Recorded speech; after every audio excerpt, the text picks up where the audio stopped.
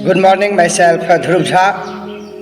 आज का टॉपिक है कि भारतीय समाज में महिलाओं की स्थिति में कितना बदलाव आया, इस पर बातचीत करेंगे। भारतीय समाज की नारी की स्थिति को बखूबी बयां करती एक जो है पूरे समाज पर जो है प्रश्न चिन्ह खड़ा हो रहा है, क्योंकि भले ही आज हम यह कर अपनी पीठ थपथपा लें कि आज़ादी के 75 सालों में हमारी महिलाएं चांद पर पहुंच गई हैं, फाइटर प्लेन उड़ा रही है, ओलंपिक में पदक जीत रही है, बड़ी बड़ी कंपनियां चला रही है, या राष्ट्रपति बनकर जो है वो देश की बागडोर संभाल रही है। लेकिन व्यवहारिक तौर पर देखें तो यह संख्या जो है महिलाओं की आबादी का अंश मात्र ही है। हमारे समाज की महिलाओं का एक बड़ा तबका आज भी सामाजिक बंधनों की बेड़ियों को जो है पूरी तरह से नहीं तोड़ पाया है। उनका अपना स्वतंत्र अस्तित्व नहीं है, या यूँ कहें कि हमारा जो है वो पितृसत्तात्मक समाज उन्हें जन्म से ही ऐसे ढांचे सांचे में ढालने लगता है कि वे अपने अस्तित्व को बचाए रखने के लिए पुरुषों का सहारा ढूंढती है। वही यह भी सत्य है कि जब जब कोई स्त्री अपनी उपस्थिति दर्ज कराना चाहती है तब न जाने कितने रीति रिवाजों, परंपराओं, पौराणिक आख्यानों की दुहाई देकर उसे जो है गुमनाम जीवन जीने पर विवश कर दिया जाता है। इसीलिए यह जानना बेहद जरूरी है कि तेजी से विकास के पथ पर अग्रसर भारत में शैक्षिक, सामाजिक, राजनीतिक, धार्मिक और आर्थिक स्तर पर महिलाओं ने अब तक कितनी दूरी तय की है। कितनी बड़ी महिलाओं की साक्षरता दर। भारत में आज भी जो है बहुत सी लड़कियां ऐसी हैं जो शिक्षा के अधिकार से वंचित हैं। वही पढ़ाई लिखाई के दौरान बीच में ही स्कूल छोड़ देने वाली लड़कियों की संख्या भी लड़कों की संख्या से बहुत ज़्यादा है, क्योंकि लड़कियों से यह उम्मीद की जाती है कि वे घर के कामकाज में मदद करें। वही उच्च शिक्षा की बात करें तो बहुत सी लड़कियां सिर्फ इसलिए उच्च शिक्षा से वंचित रह जाती हैं क्योंकि उनके परिवार वाले पढ़ाई के लिए उन्हें घर से दूर नहीं भेजते हैं, जिसके चलते उनका अधिकतर समय घरेलू कामों में खर्च होता है। उतना ही नहीं, और वह जो है महिलाओं और पुरुष के बीच समानता का अंतराल बढ़ाता चला जाता है। इससे इस मिथक को बढ़ावा मिलता है कि शिक्षा दीक्षा जो है लड़कियों के किसी काम का नहीं है, क्योंकि अंत में उन्हें प्राथमिक रूप से घर ही संभालना है, शादी करनी है और पति व बच्चों की सेवा करनी है।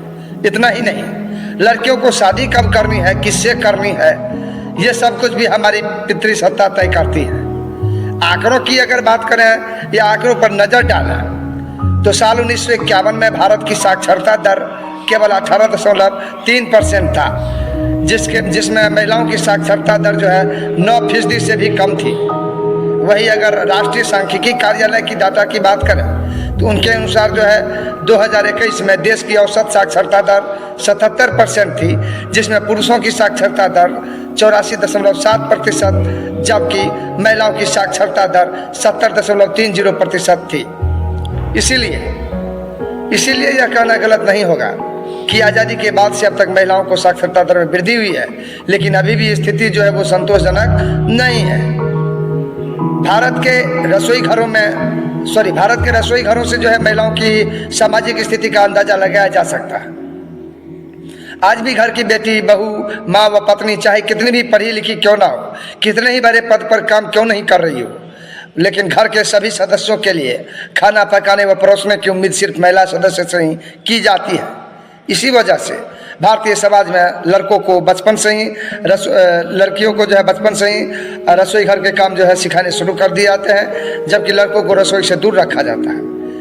उतना ही नहीं, जिससे आगे चलकर जो है वे लड़के जिनसे कभी रसोई के काम नहीं करवाए गए, जिन्होंने अपने कभी पिता को माँ के साथ खाना बनाते या अन्य घरेलू कामों में मदद करते नहीं देखा, वे भी अपने बच्चों को वैसा ही बनाते हैं जैसा उन्होंने अपने परिवार में देखा होता है, जिससे पितृसत्ता की विचारधारा एक पीढ़ी से दूसरी पीढ़ी में बिना किसी रुकावट के स्थानांतरित होती रहती है। और अधिकांशतः महिलाएं पूर्ण रूप से देश के विकास में अपना जो है योगदान नहीं दे पाती है। तो यहाँ इस बात पर भी विचार करना जरूरी है कि महिलाएं जो है वो घर के पुरुष को जो है खाना खिलाने के बाद अंत में खाना खाती है। घर का कोई पुरुष इस बारे में नहीं सोचता कि उन्हें भी हमारे साथ बैठकर खाने का अधिकार है। इसका मतलब यह नहीं है कि सभी पुरुष क्रूर और हिंसक हैं। इसका मतलब यह है कि पितृसत्ता ने हमें ऐसा बना दिया है कि हम उससे परे जाकर सोच नहीं पाते हैं। जिसमें बदलाव की जरूरत है। इस संदर्भ में धर्मों में भी जो है महिलाओं का स्थान जो है, जैसे भारत जैसे पितृसत्तात्मक देश में जो है शिक्षा, मीडिया, कानूनी शिक्षा संस्थाएं, आर्थिक संस्थाएं, राजनीतिक संस्थाएं सभी पूरी तरह से पितृसत्तात्मक है। यहाँ तक कि सभी धर्म भी पितृसत्तात्मक है। अधिकांश धर्म महिला को जो है अपना मुख्य आराध्य नहीं मानते।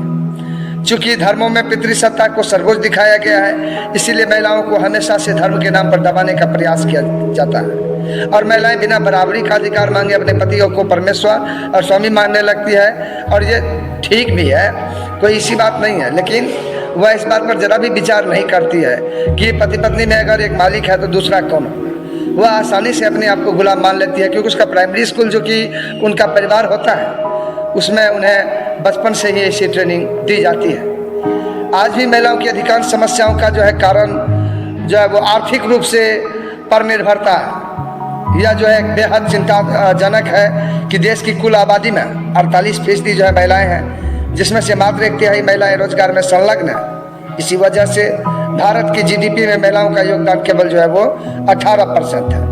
यदि परिवार के भीतर और बाहर महिलाओं के साथ होने वाले भेदभावों को समाप्त कर पुरुषों के समान अर्थव्यवस्था में भागीदारी करने के अवसर प्रदान किए जाए तो अन्य महिलाएं भी गीता गोपीनाथ, इंदा नुई, किरण मजूमदार शॉ की तरह सशक्त होगी। साथ ही देश भी आर्थिक मोर्चे पर तेजी से प्रगति करेगा। सभी महिलाओं को जो है करना चाहिए, इस पर काम करना चाहिए, क्योंकि न रहो कभी किसी की आश्रिता, खुद बनकर स्वावलंबी बनो हर्षिता। हमें खुद अपना संबल बनना है, हमें परजीवी लता नहीं बनना है। इससे इनकार नहीं किया जा सकता कि आज के समय में महिलाएं घर की 4 दीवारी से निकलकर सत्ता की बागडोर संभाल रही है, और न केवल संभाल रही है बल्कि कुशल संचालन कर रही है। उदाहरण के तौर पर वित्त मंत्री निर्मला सीतारमण, राष्ट्रपति द्रौपदी मुर्मू, ममता बनर्जी, प्रियंका गांधी, स्मृति ईरानी, मेनका गांधी यानी मायावती इत्यादि को देखा जा सकता है। लेकिन देश में महिलाओं की आबादी के अनुसार देखें तो राजनीति में महिलाओं की संख्या अभी भी काफ़ी कम है। भारतीय संसद में केवल 14% महिलाएं हैं, जबकि संसद में महिलाओं की वैश्विक औसत भागीदारी 25% से ज़्यादा है। इसके अलावा ग्रामीण अंचलों में पंचायत स्तर पर अधिकांश महिलाओं को केवल मुखौटे की तरह जो है इस्तेमाल किया जाता है। यानी चुनाव तो महिला जीतती है, लेकिन सत्ता से संबंधित सभी निर्णय उसके परिवार के पुरुष सदस्य करते हैं। वही न्यायालय में भी महिलाओं की संख्या संतोषजनक नहीं है। आपको ये जानकर हैरानी होगी कि देश के सर्वोच्च न्यायालय सहित उच्च न्यायालयों में जो है मौजूद न्यायाधीशों में महज 11% महिलाएं हैं। समय की मांग है कि आप जो है महिलाएं जागृत हो और अपनी क्षमता को पहचान कर पारंपरिक रूढ़ियों को खंडित कर देश की मुख्य धारा में अधिक से अधिक योगदान दें। यानी इस रूप में हम कह सकते हैं कि आज़ादी के बाद से अब तक भारत में महिलाओं ने विभिन्न क्षेत्रों में एक लंबा रास्ता तय किया है, परंतु अभी भी मंजिल से मीलों दूर है। तेजी से भागते समय के इस पहिए के साथ हमारी रफ्तार बहुत धीमी है, और इस रफ्तार को तभी बढ़ाया जा सकता है जब भारतीय समाज पितृसत्तात्मक मानसिकता से ऊपर उठकर महिलाओं को भी पुरुषों के समान बराबरी के अधिकार प्रदान करेगा। हालांकि हमारे संविधान में स्त्री और पुरुष को समान अधिकार दिए गए हैं, लेकिन यहाँ का समाज अपने नियमों के अनुसार महिलाओं को संचालित करता है, जिसमें बदलाव की सख्त जरूरत है। साथ ही हमें इस बात पर भी गौर किया जाना चाहिए कि हमें नारी शक्ति का उद्धारक नहीं वरन उनका सहायक बनना है। भारतीय महिलाएं भी संसार के अन्य महिलाओं की तरह अपनी समस्याओं को सुलझाने की क्षमता रखती है। आवश्यकता बस इतनी है कि उन्हें उपयुक्त अवसर प्रदान किए जाए, उनका वस्तुकरण करने की बजाय उन्हें मनुष्य समझा जाए, बेहतरीन कवि जो है उसको समझा जाए, और उतना ही नहीं पॉजिटिविटी बनी रहे।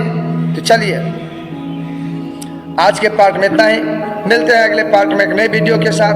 तब तक के लिए चाहिए।